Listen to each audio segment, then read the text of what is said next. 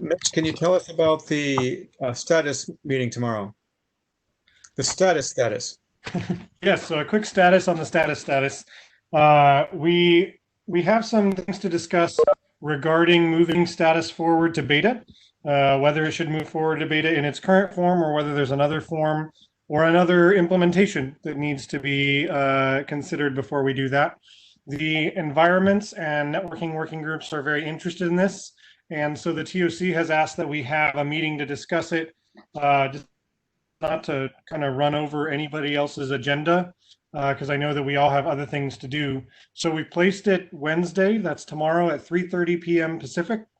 And we will have representatives from this working group, networking and UX, to discuss how we move forward on status. So would that be 6:30 Eastern instead of 12:30? Oh, yeah, I got the wrong time here, don't I? That's too far. I added the Eastern time because I was subtracting. Yeah, sorry. For those of you on the East Coast, I did try to find a more accommodating time, but most of the midday times are already taken up with recurring meetings. So since it was a one time, I thought it best to have the meeting rather than not.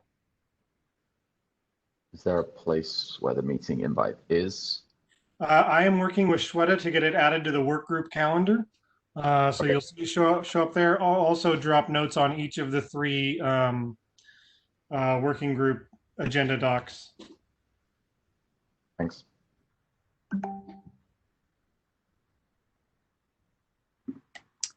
Thank you for setting up and making sure people come to that, Mitch. My pleasure. So the first thing I wanted to talk about are the user-facing commands with Central Istio D. Since the last meeting, I reworked the description so we can have checkboxes as to what has been done and what hasn't. And as we can see, a lot of pieces are missing that either don't have assignments or we were hoping networking would take care of them. I added this drawing as well. And this drawing was based on my discussion with Cost.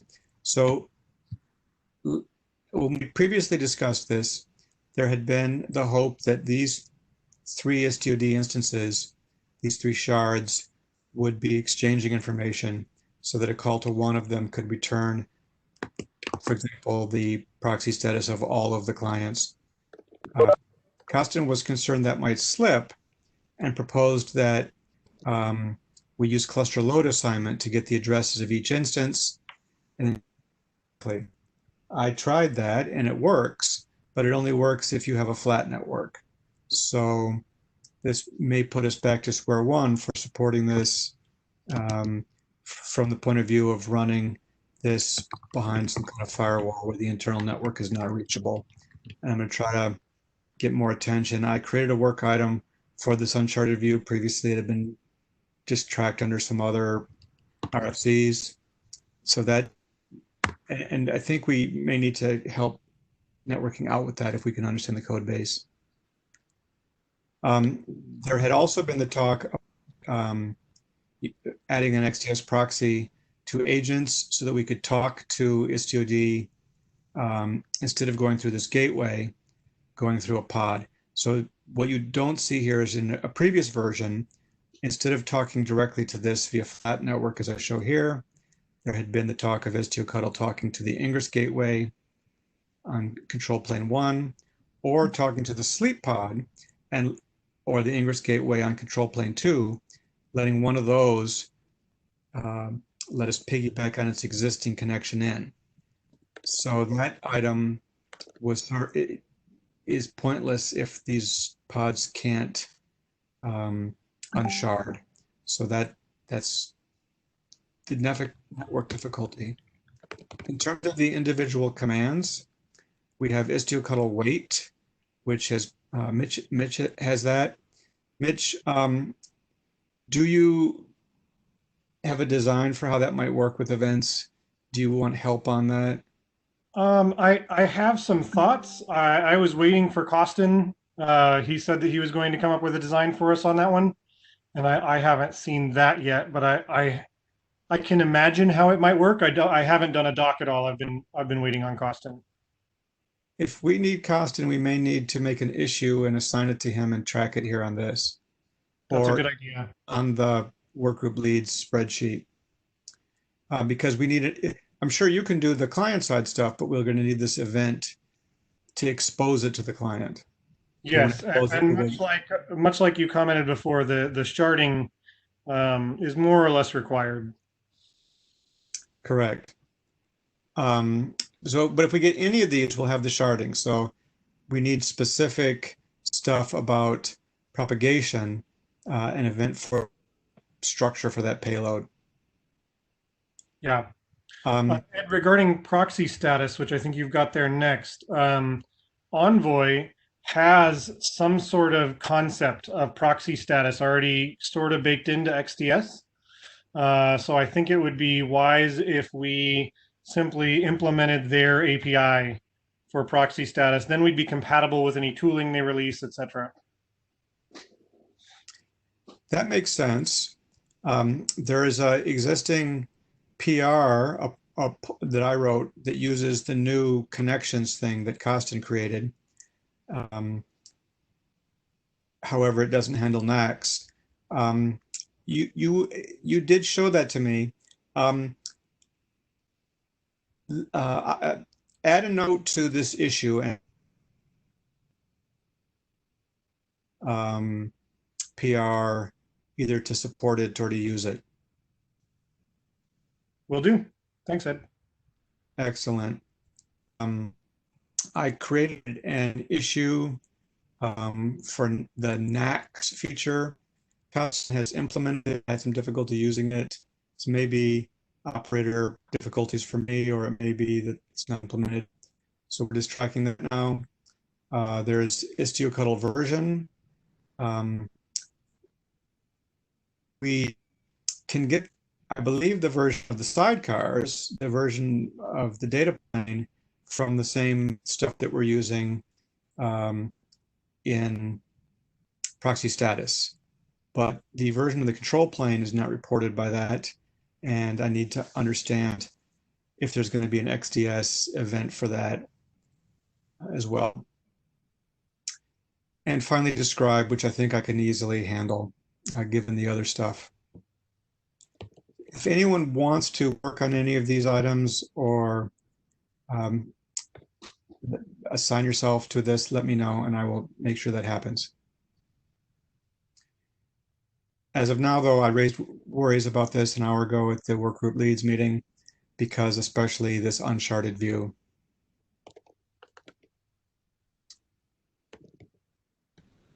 The next thing I have is a brief item. It is, I changed the output for proxy config listeners. This was John Howard's idea. When we go to the next version of Istio with the v3 Envoy configuration, very little was being output. He and I worked together on an implementation of listeners, which has been checked in. As part of that work, I thought that we should improve proxy config routes as well. Currently, it's quite useless. At the same time I had that idea, Ram Venom from IBM also had that idea and proposed that we replace the current output, this is what you see for the Ingress Gateway, with something more exciting that might show the paths, the hosts, and this kind of thing. So I think I can take care of the implementation on that. What I wanted to bring up to everyone here is first, the new listeners output. I kept the old output, but I made it non-default. The default output is new. If anyone is trying to scrape the output in a script, that's not going to work. And I didn't know if that was really allowed. So I want to make sure that we don't have a contract with the precise columns that a report like this is going to generate. Because if we do, I have to make the old output the default, and then I have much more limitations on what I can do with these enhancement requests.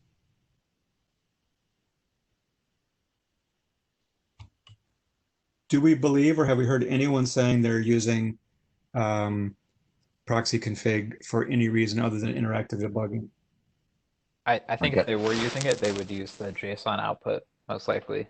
At least I would hope so. I don't think we're expected to keep that as a stable API. It's kind of like the kubectl describe, where that's not, it's just meant for display, I suppose. It might be worth putting just a line in along and say, if you're using this to do this, then you need to set this flag to false. Just so we don't have issues being raised in case they are.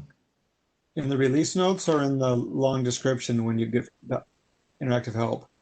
In the long description and in the release notes if you want to, I guess. I don't know how many people actually will go through and read something like that, but. Okay. So, great. Do we have Sven or Doug to talk about agent simplifications? Yeah, I'm here. I'm here as well. Doug's on too. I will open up the doc, or you can share. You can share, that's fine. So this is mostly an FYI. I want people to come review this. I can walk through a little bit. The general idea here is that we want to make it a lot simpler to run and operate VMs with Istio. So right now, the instructions are pretty long for setting up VMs. The proposal is to simplify that a lot by having a flow that basically, if you scroll down to user experience, actually, I can walk through the flow. I think that'll be the most interesting for this group. So the strawman user experience is basically that you run a command that registers a VM deployment, which is kind of a new concept of a group of VMs rather than a single VM. Give it a name, give it a namespace, label, service account, basically the stuff that's currently on workload entry today, but without the actual endpoint. So you'd register that, and then you'd run a command to create kind of an install package for that VM. So this has things like the CA root, bootstrap tokens, the proxy config, the mesh config, all that kind of stuff. So none of that has to be sort of manually copied over. It would be in a package. Copy that package to the VM and then just pass it to Istio agent at startup. But that's basically the proposal. There's a bunch of other stuff in this doc around improving some other aspects of VMs, improving some of the debugging, mostly of the agent, that kind of stuff. But I think the interesting thing for this group is basically this user experience. Does this seem reasonable, etc.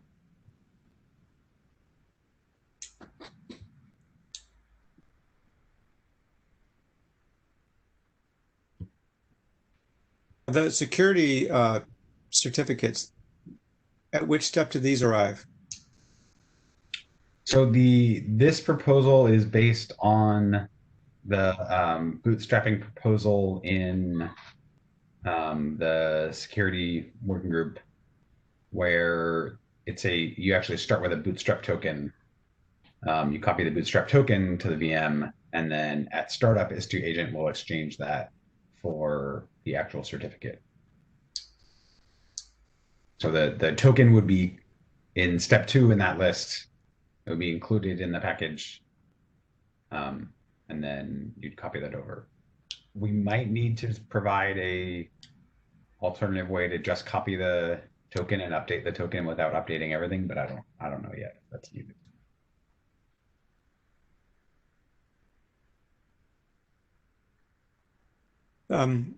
Some of the central IstioD stuff had that I'm working on. I didn't discuss that when we went through the issues. Maybe I should have. Has similar problems with security when it's on. The security that you need to do a proxy status might be similar to the security you might need to pull a configuration for a new member of the mesh. I'm just wondering how reusable any code that we do to get that security is going to be. So yeah, that's interesting. I hadn't thought about the central SDOD parts to this. Because if we do this, we would register this not in the main cluster that Istio is actually running in, but in the remote cluster, assuming the user doesn't have access to, their namespace in that cluster. So they would have to register into the remote cluster. But then, yeah, so I think the packaging step, that would get interesting with central Istio. We need to figure out how to make that work, but it should be doable. But yes, it'll have some of the same kind of issues. In terms of, the command line might need to talk to multiple clusters to do this. So the first item to create a VM deployment, that is going to create what? So that would create the first item or the second one? The first item. So that is equivalent to, if you scroll up, there's actually a proposal for a workload deployment CRD. That would be equivalent to just kubectl applying that. So this is just a way to register information with the API server. This is a way to tell the API server about the VM. Yeah, about a group of VMs, and we would use it for the service account and for the labels and the namespace. Labels especially are useful, so then we can, for example, make sidecar resource actually work for VMs appropriately by pulling in details from that. And so one way I think about this is like it's sort of like doing a kube inject. So this is kind of like kube inject on a deployment is kind of similar to running that package command on a workload deployment in terms of the information it needs to gather. So I like this, but the first time place I've seen it is here. So we're proposing this new type in this document, correct? Yes, yes. So there will be a real design doc out of this. This was just a straw man in here, but yeah. And so all of the things that we normally do, the validation, webhook, and all that stuff, has to be done for this, even though it's a pretty simple thing. Yeah. So step one is going to create that thing, and is it going to have an option to write YAML, or is it always going to write it to your kube config? How's it going to come out? I don't know. Actually, Doug had suggested this one, the command. I hadn't thought about what the command would do. Yep. It would be whatever the sort of standard model is here for commands that are equivalent to writing a resource. Yeah. So my primary concern was just having someone not have to write YAML to create something with a name and labels, right? Like having to remember the whole type URI and things like that, I find to be problematic. So if it just dumps out YAML that can then be piped into kubectl, that'd be fine with me. But I don't know what the rest of the team feels. So there's prior art with how Kubernetes has like that service creation command, and we have some stuff with VMs already around registering service entries, right? I'd probably just say take a cue from those. I don't know if those have a spit out YAML version or if they just always write.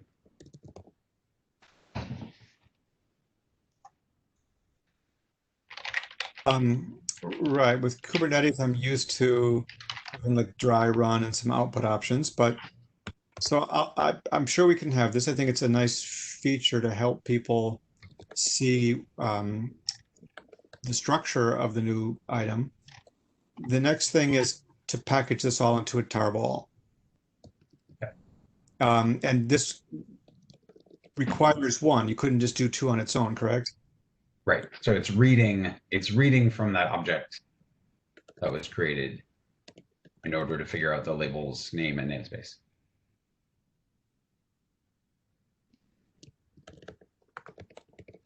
And service account, actually. So it uses that service account to figure out what bootstrap token to pass over, for example. And the tarball is written locally. Yes.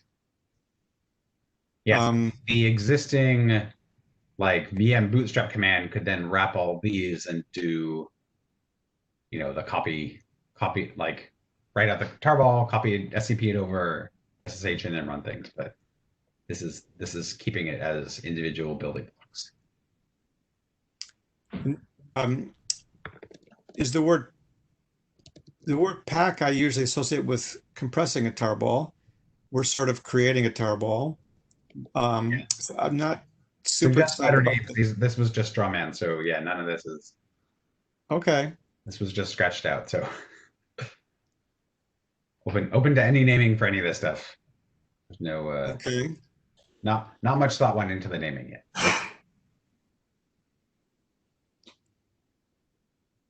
So 3 is done with whatever procedures the user normally does. It doesn't need a helper the way the 1 does.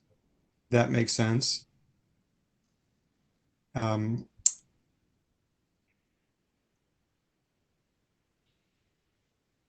4 is also done using the user's own methods for this. Yeah. And Shriram is pushing the sidecar bootstrap command, which does a lot of things using Docker. And I saw your responses to him, and I think they make sense. But do you think users are going to be confused if there's both a pack? Which one to use for which? Well, so I think sidecar bootstrap would be written in terms of these commands. So it's a layer on top, and if it works for the user, I think we can tell them they're welcome to use it. It's only for a specific subset of use cases, though, whereas the building blocks can be used for a bunch of different ones, right? So these commands could be used in a CI/CD system where the user is managing their own images and copying them over, right? The sidecar bootstrap is very opinionated on that. What's that? Sidecar bootstrap does a lot of things. Yeah. So, it may be that we want to have a subcommand that groups together both sidecar bootstrap and these other things. So instead of it being called sidecar-bootstrap, we have like a subcommand sidecar with options bootstrap, register, pack, that kind of thing. Yeah. Just to help people find them all together. Yeah, that sounds reasonable.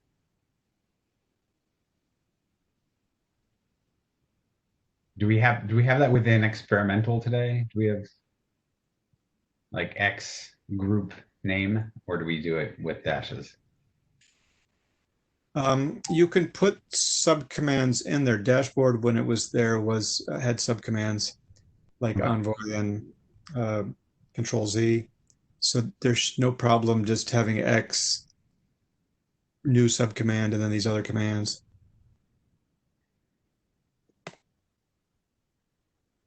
Yeah, so a suggestions there are very welcome. Yes, I'm happy to change it to be subcommand based and propose changing sidecar bootstrap to be under that same subcommand. Sounds reasonable. And the new resource, workload deployment, the only thing in the spec is the service account. Is there other things that should be there? Not yet, but in the future, probably. So one thing we're talking about adding is potentially the ability to have other foreign service accounts registered there. So that's an active discussion. There might be a couple other things, but most of the benefit is in having the namespace and the labels and the name. But yeah, it's pretty limited. And will there be any kind of annotations on this to control it? I mean, like when we inject a pod, there's a bunch of annotations that control how that happens. Will there need to be things here? I'm thinking, for example, of if there's multiple control planes, like a canary, would there be annotations to canary how this workload deployment gets bootstrapped? Yeah, I think we probably do want to think about some of that stuff. There's an active discussion too that you can see in some of the threads, I think, about whether there should be a workload deployment plus a workload entry as separate resources, or whether they should be combined into one, and multiple writers and a bunch of other discussions. Those will be in the design doc. But yeah, I think we want all of our annotations that work on pods and deployments and other Kubernetes stuff to also work on these. So that there needs to be some thought put into that, yes.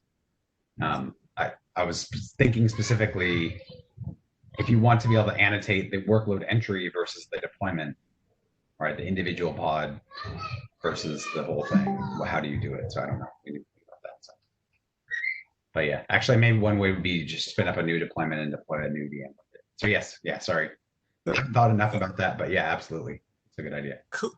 Kubernetes deployments scale. Is the possibility that there being more than one VM under this, or does this represent a single VM?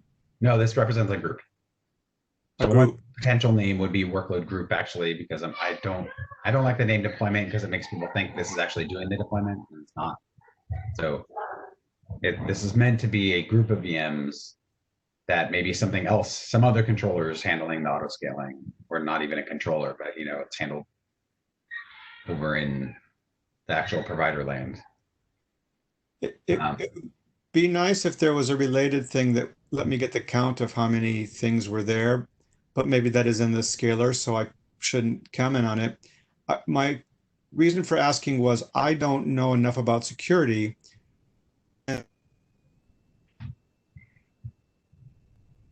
Would it need to be unique per instance in a scaling group, or would it be the same for every instance in a scaling group?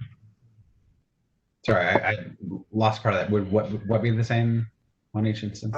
When I do VM pack, yeah, it may have a certificate in there. Correct? So the proposal right now is that would be the same for each instance. You'd copy that same one to all of them. There's nothing unique for each one.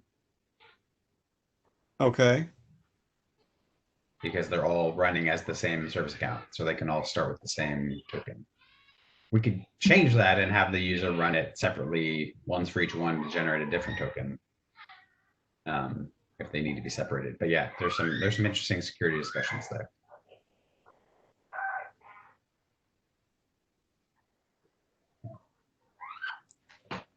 Okay, that makes sense. I haven't gone through this with a fine-tooth comb yet. Would this week be a good time for me to go through this and make comments on every word, or is it still just directional? Yeah, well, so this is not the design doc. This is the RFC. But yes, make comments on everything. Once I have an actual design doc, I'll sort of move the discussions over there. But it's ready for comment now. Yeah. Sven, should we be putting thoughts for debuggability of the VM into this doc as well? I don't think so. So debuggability of startup behavior, yes. I'm thinking things along the line of Istio control proxy status, Istio proxy config. No, I'd like to keep that separate if that's okay. That's fine. I do have some of the debugging stuff in here around like debugging this packaging being wrong, right? Like the package copy some over that's broken. How do you debug that? Okay, then in UX we should take a action item to make sure that all of our tooling supports VMs. Yeah, that is a separate discussion, but yes, we desperately need to do that. Great, thank you. Yeah. Yes, please, everyone, take a look if you haven't already. Detailed comments, very welcome. Thank you. Doug, did you have anything else you wanted to say? I'm sure if I covered everything. Well, no. So the only thing I'm interested in doing is starting the proof of concept on this work if we think it's directionally the right way to go. So yeah, so the sooner we can sort of get to that point, that would be better. Yeah, I think we probably, unless anyone has any major concerns, we probably can start at least proof of concept work, assuming that the details may change, but the overall thrust of it is going to stay the same. But yeah, let's give people this week to comment, and then we can talk about it next week. Okay. See if there's any major issues.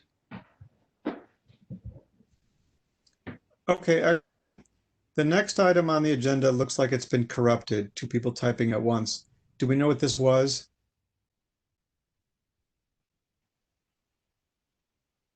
I see an issue, so I'm going to click on that.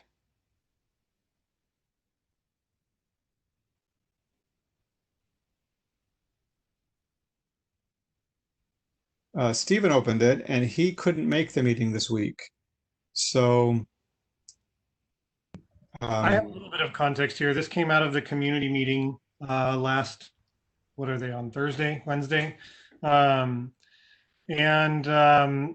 Essentially, you've got a user who expected that if the namespace injection is disabled, but our pod annotation is enabled, that the pod injected. It does not, because the injector only listens to enabled namespaces. So essentially, they were thinking of these as an either or, when in fact it's more of an and relationship between the two. And Steve had some ideas on how we might be able to improve the sidecar injector to listen to all namespaces. It had something to do with recent developments in Kubernetes, and I lost the thread at that point.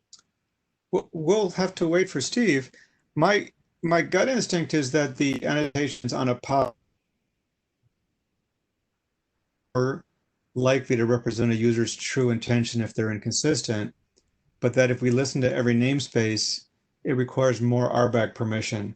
A user might only have access to a few namespaces and we don't, that he's labeled, and letting it listen to all of them might be a security thing. Yeah. I'd love to hear Steve's take on it. So maybe we'll move it just to next week. I think this is already supported. Oh, okay. Yeah, you just need to do some configuration. John, can you comment on that GitHub issue with the relevant details? Yeah. Thank you. I see Mitch has added a request to move these meetings to weekly. What does everyone think about that?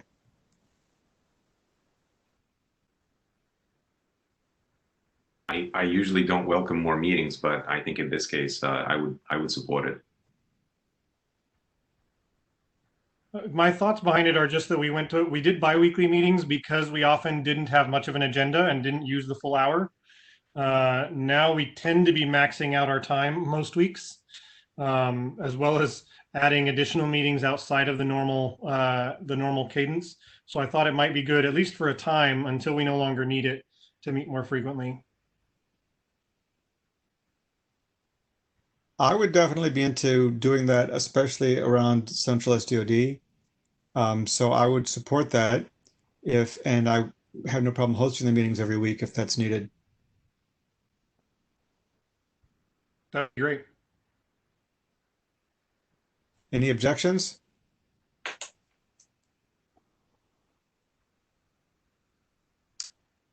Okay, Martin has an item on logging improvements. Martin? Thank you. Just to give a little bit of background on it, sorry to Ed and Mitch that have already had to listen through it once, but very briefly, I did some investigation about some identifying root causes for support tickets and topics in Discuss Istio.io and internal support cases. And it turns out that apart from having a gap in documentation, we also have some serious deficiencies with logging. And the reason why that's not easily solvable with other means like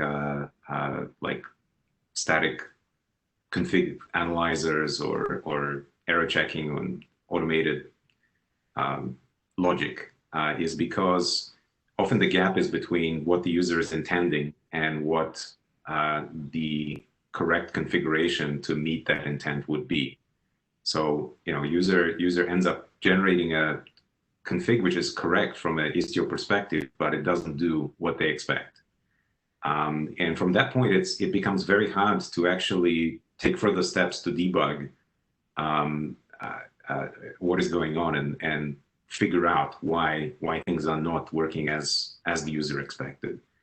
And the only way that we have right now to help users take the next step to figure out where the breakage is by having them inspect logs. And the logs right now are not user facing. So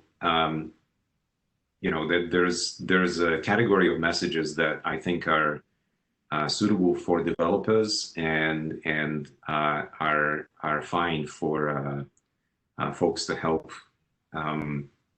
debug their feature and solve problems that may be bug related or be some kind of feature deficiency. And those types of logs are definitely needed. The problem is that pretty much all of our logs, or at least the vast majority of our logs, including warnings and errors, fall into that category.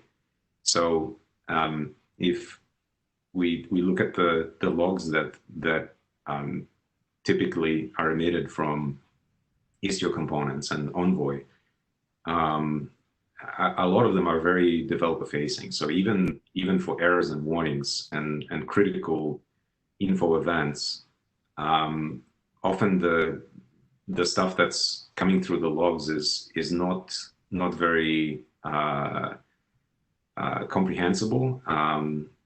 It's often noisy.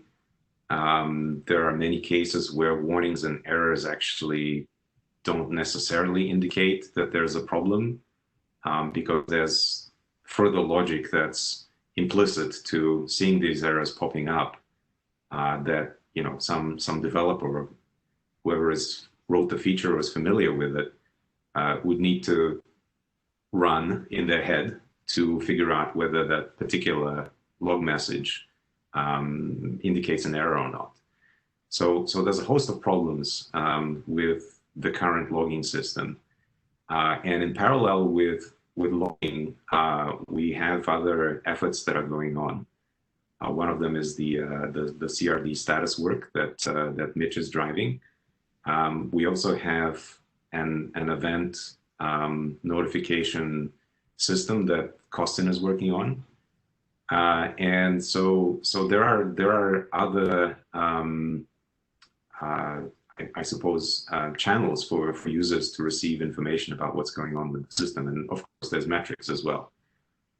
But what this RFC is particularly focused on is in improving the quality of information that goes into each of those pipelines. So regardless whether user is consuming information about the system through logs, some kind of event notification system, CRDs, metrics, there needs to be a high quality of user-facing information that is captured at the event site, that is then subsequently pushed into one or more of these pipelines for users to ultimately see. So what this RFC is proposing is to define the information that we would like for users to see, regardless of the actual transport or how they consume that information. It's to agree upon just a set of information that by default error and warning conditions would capture and emit, meaning that when a developer is writing the code, they would be expected to provide this information as part of handling the condition, the error or warning condition, or important info event condition. So that's part of it.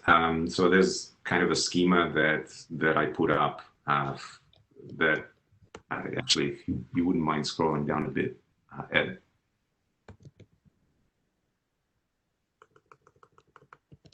To the schema, or Yeah, just the schema. That's fine. So what I'm proposing is to provide provide a wrapper around the existing log and scope calls, which at the moment in my mind these serve as placeholders for important events that users may want to know about. So users could mean, sort of end users in a managed Istio scenario, or the administrators of Istio. And this schema is just attempting to add to those call sites a more structured way of capturing the information that ultimately users would need to make some decision about what's going on with the system. So it's definitely just the first pass, and I would love to get some feedback from this group and just the community in general about what makes sense, what users should see, and also how we can make this compatible with the other work that I mentioned that's going on for CRD status and events. So ideally, I would like to be able to make available to developers some fairly minimal API that would support under the hood a range of channels for exporting these type of critical events, errors, warnings to a range of destinations. But regardless of where it actually ends up, the information that's captured at the call site would be more complete and more user-facing. So that's kind of the thrust of this part of the doc. The second part is really talking about if we agree that this is a good thing and we want to encourage developers to start using some kind of new package to annotate critical sections in the code where they want to let users know that something is happening. How do we get from where we are today to the promised land where all the places in the code are well sort of annotated and contain all the information that we want. And to that, to help with that, I've proposed some path for sort of gradual retrofitting of what we have with new package, and sort of dividing up that work sort of semi-automatically and tracking progress. So let's see. Probably we have. Yeah, so I created a PR with a tool that just goes through the code and identifies all the errors and warnings that we have currently, and we could use the same tool to actually annotate those calls to do some sort of simple tracking on what is still to do, and how many we've perhaps triaged, and how many are fully complete. So I actually, in the appendix, I have the first output out of this tool, and basically this is sort of two extremes of how many log statements we have that potentially would need to be refactored. And these are two extremes. The first number is the best case, where we're just looking at log and scope statements, and the second one is worst case, where we're also considering format F. So it's hard to know exactly what the correct number is, but it's going to be somewhere between those two extremes, because in some cases format F already contains all the information that you need, and you only have to retrofit the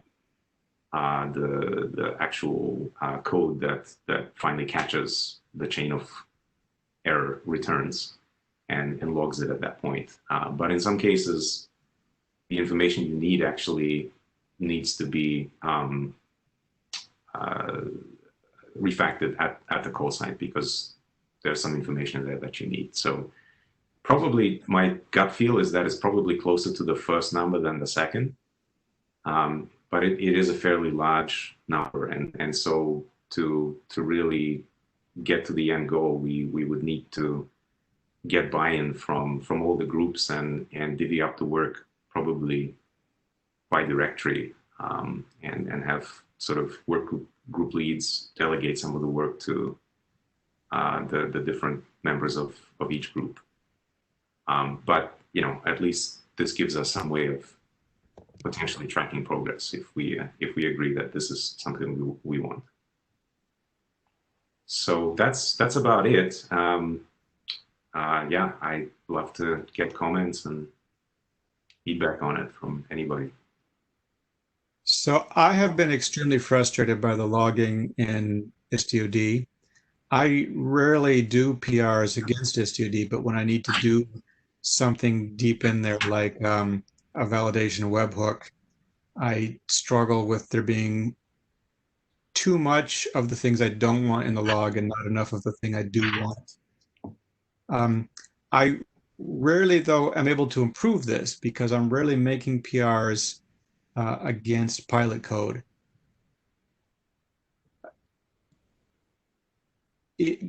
Although I have strong opinions on what an error message should look like, what someone who's having the logs, what that should be, rarely am I given the chance to review PRs or write PRs that do logging. And when I do get one, I rarely look to see what level things are being logged at, because of that lack of familiarity. Do you think we could really move forward with this in some kind of, in a way that allows the groups to sort of work together? So I saw what you had for the call, right? So you're proposing these new items here, which is great. My thought was that, and so I didn't mention this to you before the meeting, but this particular string, I remember once being on a project that was doing translation, and they had a database of these strings and then what they were in Spanish and French. I was wondering if there would be a way to allow the people writing server-side code to continue writing in this way, and there could be a separate file that sort of says this string is supposed to inherit some things, and that not just the pilot people but other people would have access to write that, or if there's any way to divide up this work so it's not just new parameters in pilot package. Yes, absolutely. So I'm glad you brought that up, because one of the things that's in this proposal is actually a co-ownership of the error text. So I think owning the error text is great, but how can I own the line of code where the error text is put in? Well, so that is not something that's something that is still under the ownership of the developer, because ultimately it's their judgment call when something needs to be exposed as an error or warning or event. But I think the information that's presented to the user as a result of that should absolutely be at least reviewed by UX, possibly docs, I think, or at least somebody that has the big picture for how these error messages actually should look. And it's a good opportunity actually to push back on the developer to provide quality text as part of the approval process.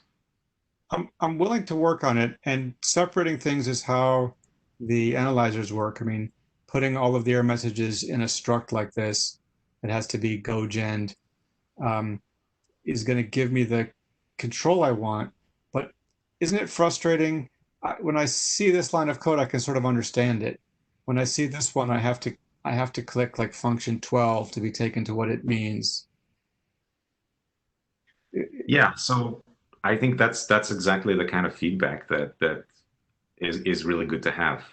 So we may need to strike a balance between having something that's locally meaningful, but at the same time sufficient that it's going to meet users' needs. And part of the reason why I think that there's really two parts to every error. So the part that's the call site, which can contain some subset of information, which makes it easier for developers to understand the code logic without having to jump around a lot, and additional information where you can just go to town, and that's basically the struct that contains the user-facing info that should be reviewed, I think, by somebody who has a more facing perspective.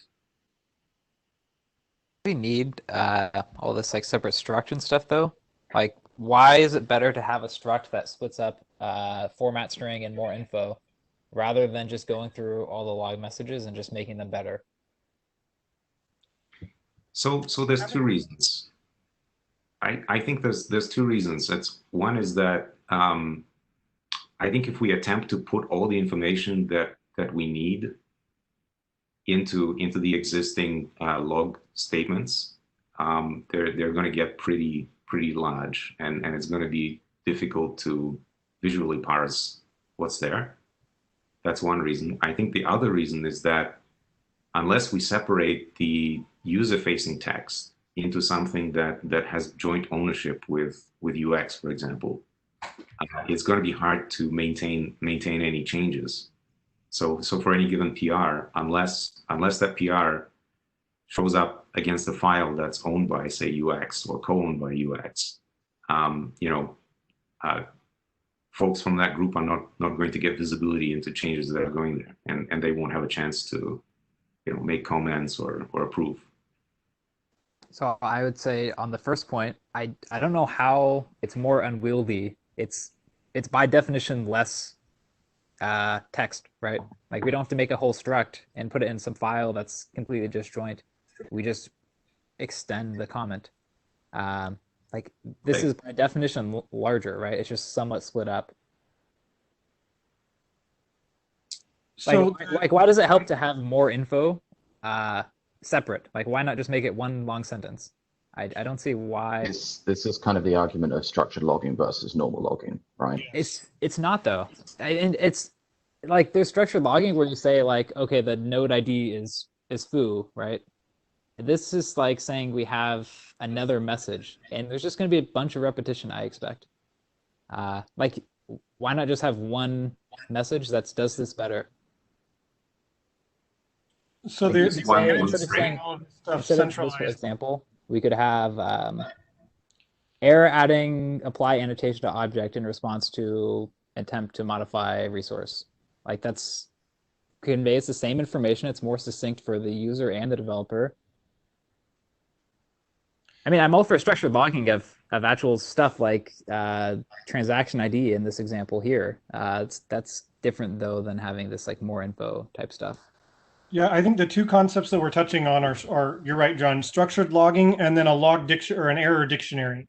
An error dictionary is something that is pretty common practice in enterprise software, so that there's a central place to look up error codes and get information beyond the simple message in terms of what's going on. And I think we do need some way to audit and review any changes to these messages, because it's sort of very impactful to UX. We're running against the top of the hour, so I'm going to ask everybody to look at this. I have some ideas I want to add. Before we finish, though, so transaction ID I get. User context, is that not the same as scope? It's not. So this relates to multi-tenancy. You can have one piece of code with multiple tenants, and only one tenant would get to see a particular message potentially. Excellent. And obj.hash is? So this is just the unstructured format input into the format string. So it's refactoring the example above, which didn't have an object hash. It's basically just passed on the error. This new message basically just includes some additional information about the object. So maybe It's I should basically a primary key. It's not confusing. User experience working group actually want to review every single change to a log message. Is that something you guys desire to do? Because that's pretty much most PRs. Want to and ought to are probably two different questions there, John. I mean, like, because the name of the group is user experience doesn't mean that every other working group is incompetent at writing a log message, right? Like, do we really need to centralize this to user experience? We can just, like, it's hard for me to believe that only the user experience group can write good log messages, and that we need to have some sort of large heavyweight structure just so that the user experience group gets a notification to review the logs. It just feels wrong to me. I see that, and I don't think any of us intend to imply that other groups are not competent at writing logs. I think what we do want to say, though, is that the current state of log messages leaves much to be desired. And if we can change that with some organizational structure, that would be great. But I just don't believe that the organizational structure will do anything but make being a developer a huge pain in the ass.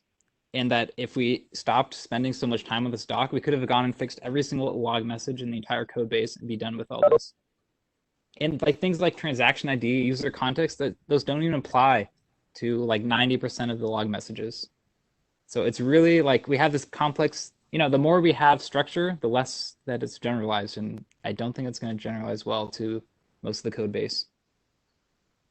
So I think this is just a proposal, John, and I think maybe we could find some middle ground here, because I think we also have to think about developer experience as well. But I do think there's value in injecting additional process at this stage, because I think you and I could spend, say, a week cleaning up all the error logs and things would be great, but it's not going to last.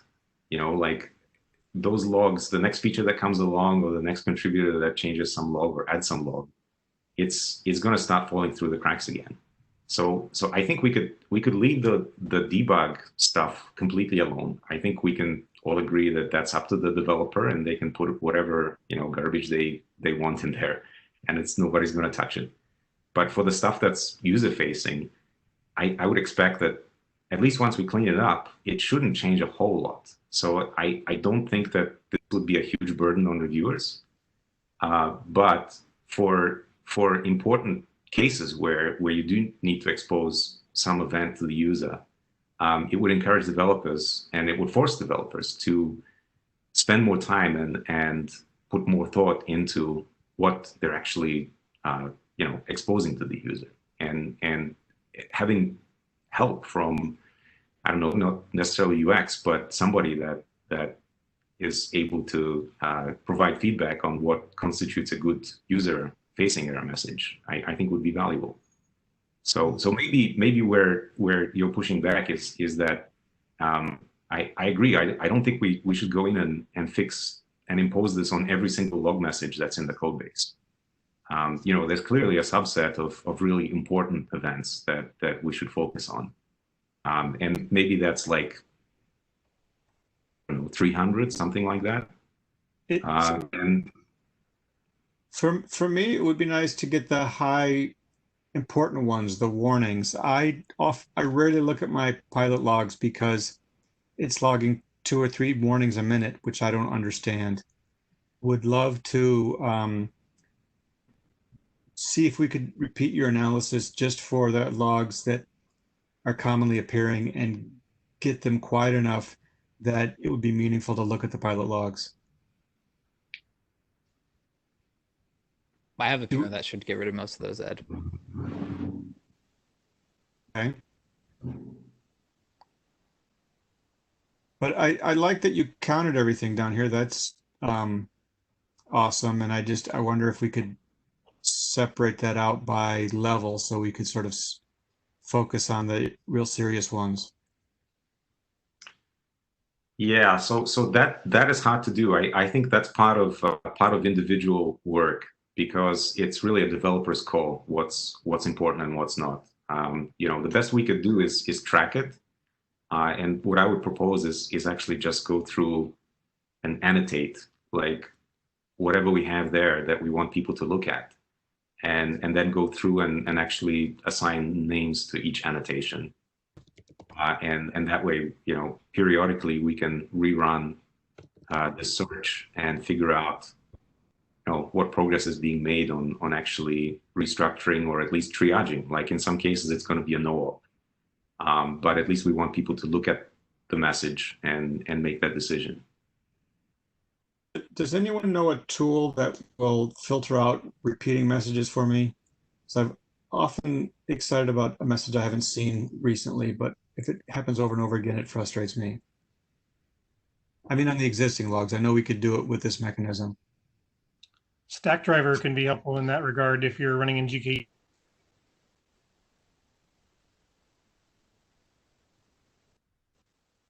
For the fact, or do you want pilot to not even log the duplicates in the first place?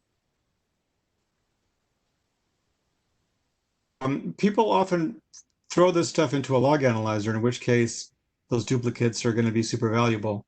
But since I don't have a log analyzer and I'm using grep, I was looking for something that would be in place of that analyzer, telling me sort of when error first started and first stopped. But yeah, that would be cool. I don't know any tools that do that though. No, I don't know any like command line tools. Obviously, log analyzers do this very well. But if you find one, let me know. I would be interested in that as well. Sounds great. Well, we're at the end. So I guess we're going to have a meeting in another week. I will have Shweta put it on the calendar for everyone. And this means maybe it'll be shorter next week, or maybe we'll have lots of exciting stuff to talk about. So thank you, everyone, for attending. Thanks, Ed. Thanks. Bye.